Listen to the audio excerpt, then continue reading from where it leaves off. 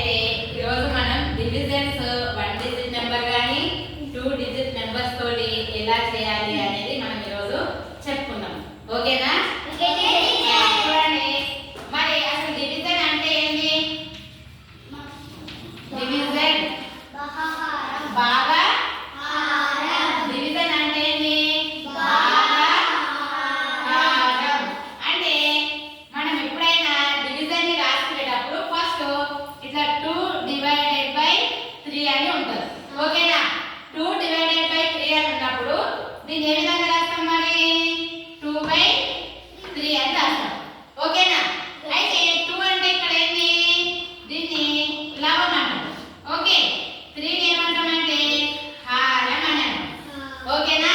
మరి భాగాహారం అంటే ఏంటంటే ఈ హారంలో ఉన్న నెంబర్ ని, అది సంఖ్య కానీ వస్తువులు కానీ ఇంకేమైనా సరే వాటిని సమాన భాగాల్లో పంచడం.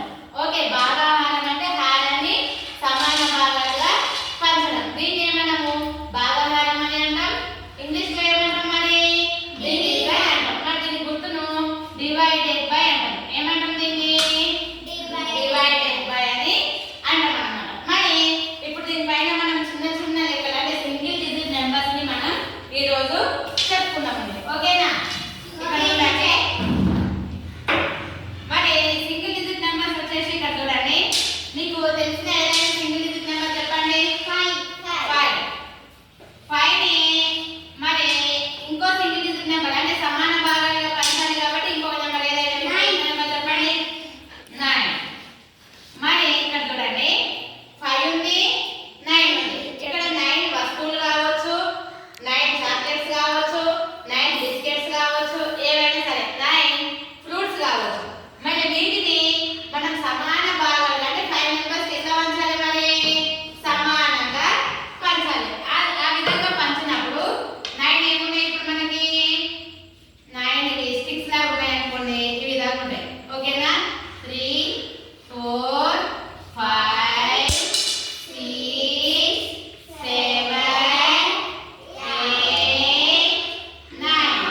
లైక్ ఇవి బిస్కెట్ అయినా అనుకోండి, చాక్లెట్ అయినా అనుకోండి, ఇంకేమైనా మీకు నచ్చిన మామిడి పండ్లు అయినా ఏవైనా అనుకోండి. ఈ 9 ని ఎంత మందికి సమానంగా పంచాలి? మరి 5 మెంబర్స్ కి సమానంగా పంచాలి. 1 2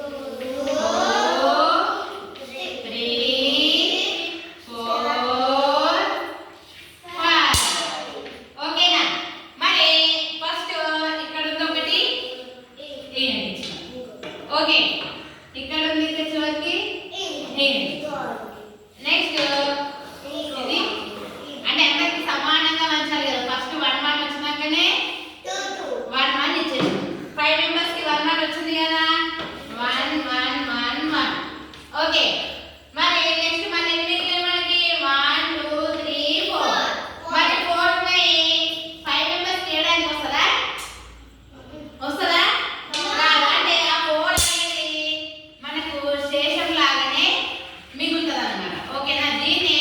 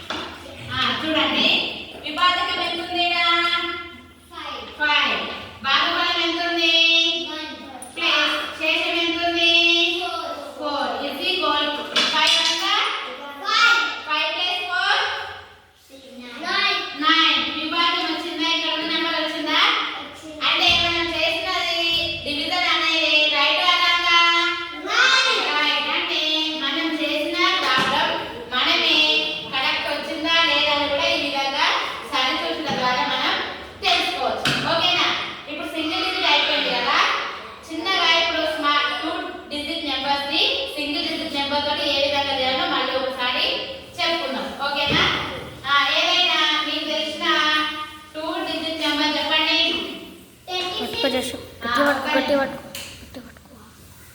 ఫస్ట్ సింగిల్ డిజిట్ నెంబర్ చెప్పండి. Single digit number 9.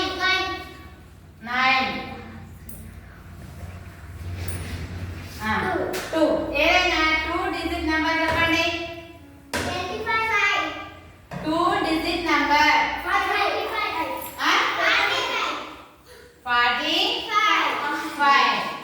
ఓకే, ఇప్పుడు చూడండి, ఇక్కడ సింగిల్ డిజిట్ ఉంది కదా, మనం ఎప్పుడైనా డివైడ్ చేసినప్పుడు ఫస్ట్ మనం దేని తీసుకోవాలి? ఇక్కడ సింగిల్ డిజిట్ ఉంది కాబట్టి ఇక్కడ కూడా సింగిల్ డిజిట్ నే మనం తీసుకోవాలన్నమాట. 4 ఉంది కదా, ఓకేనా?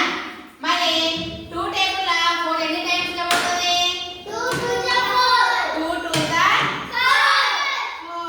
4 లకి 4 టైమ్స్ రావాలి, తీసేయాలి. ఓకేనా?